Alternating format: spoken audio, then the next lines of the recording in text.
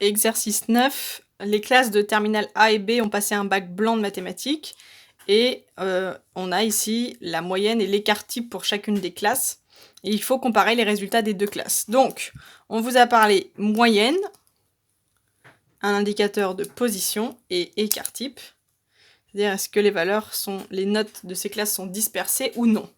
Alors, on commence et on va dire une phrase pour chaque, pour la moyenne et pour l'écart type, et ça permet de comparer les deux classes. Donc, en moyenne,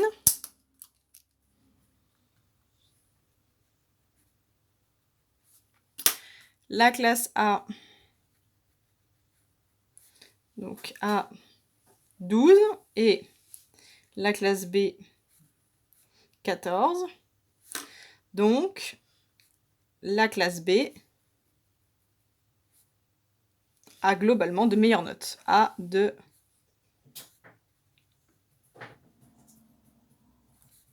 meilleures notes, dans le sens où, du coup, B est meilleur au niveau des résultats que A.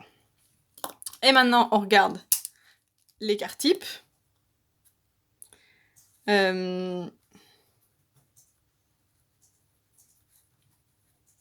regarde l'écart type. Alors, l'écart type de A, c'est 7, et l'écart type de B, c'est 2. Donc, dans la classe B, les notes sont beaucoup plus homogènes. Dans la classe B, les notes sont plus homogènes. Si vous préférez, moins dispersées que